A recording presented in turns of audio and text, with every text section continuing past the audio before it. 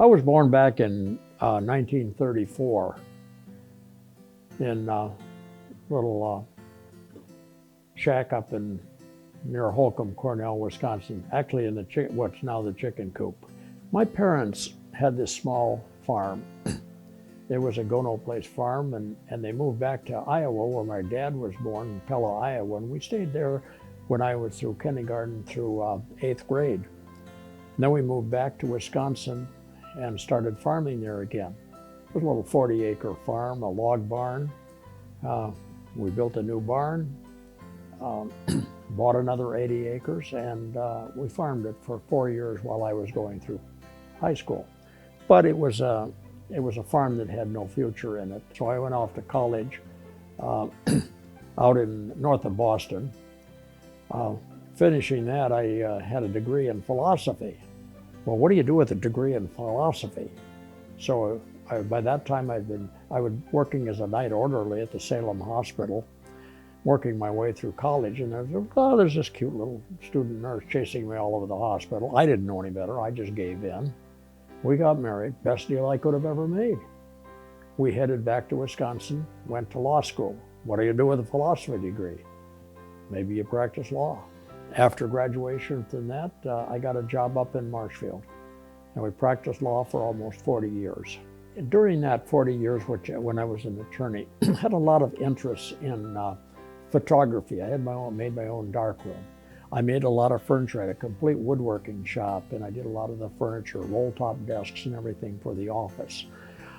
I did a lot of stained glass work, and mostly lamps and three-dimensional stuff. So I had a life outside of the law practice, and I didn't care for the country club life and golfing and such like that, and I didn't need it. I developed a great clientele without going into those things.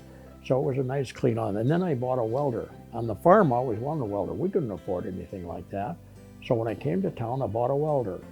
Made a lot of things. I made my own tools, and both the small mechanical tools and power tools and everything, and made a lot of that stuff.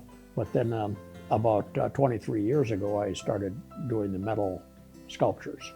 The first sculpture I made was a bird, hangs in the tree out there. It's got a 9-foot wingspan, and you pull on the rope, it flies, and if you snap it, it sings. I never intended to make any more, but a neighbor came by one day and says, "Hey, where'd you ever get something like that?" I said, "Well, I dug it out of the marsh out here and inhabited the marsh during the Iron Age, but they're extinct now." Well, then I couldn't stop with one. I kept making them, and people started coming. I don't know why. There was no invitation, no signs or anything, no intention of people coming. But within 5 years, so many people were coming and wanting to buy stuff that I sold out to my partner in town and decided to play the rest of my life. Well, that was 21 years ago. And since then, this thing exploded on us. We get around 15,000 people every year out here. I'm selling several hundred pieces. Last year, they signed our guest book from 34 different countries, 32 the year before. So we're seeing people from all over the world. We had never intended this place to be at all. Glass started by needing buttons for a sweater. I had helped to shear the sheep, and I had processed the wool all the way through to a finished product. And I'm a snob, and so I didn't want to put plastic buttons on the sweater. So he was doing stained glass at the time, and so I melted some of his scraps in a kiln that we had, and a microwave kiln. And I made buttons for the sweater, and then I made some earrings, and look what happened. It was just great fun. It's showing to me that I can do something that people like and the people appreciate. And they tell me this, not only on what they buy, but what they say and how they've enjoyed the thing and how it's the highlight of their trip. And you get this type of positive feedback from people, so you get some self-confidence in there then, without getting the big head. Now that's easy to do. Oh, I do all this stuff, I can do this, look at what people do. I try to stay away from that.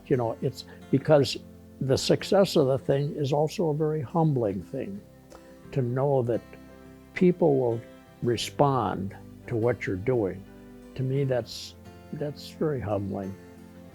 We had a woman here in a wheelchair, This was some time ago.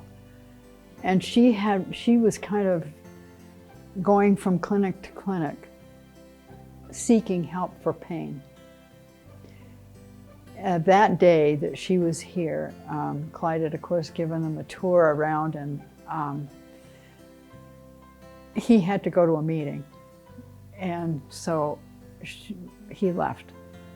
And I continued with her and talking and so forth. And when she was getting ready to leave, she said, "You know, this is the first time I've had a good laugh in months."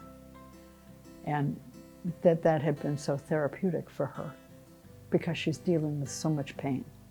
It's hard to laugh when you're painful. I've learned a lot from the people who come through here in how they react and their suggestions. And yes, any interaction with people, you learn a lot.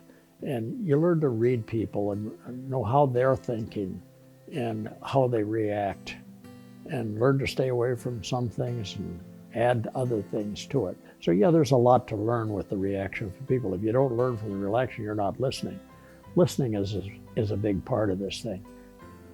I have a sense of humor that I can laugh at things, but I had no interest nor any ability to do joking or anything like that until I got into this.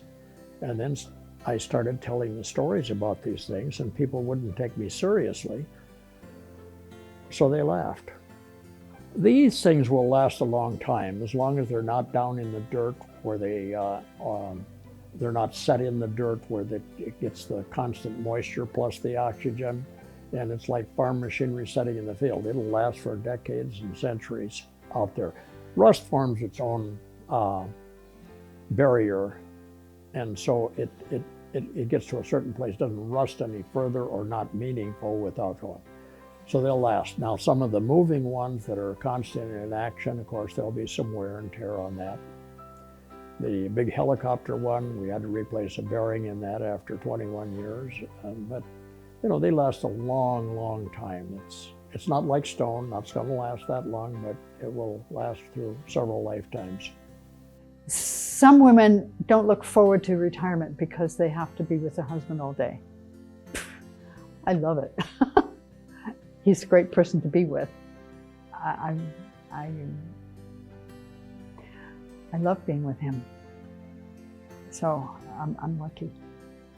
I hope there's a future beyond me with this stuff. Maybe when I'm gone, the city will say, "Get that crap out of here."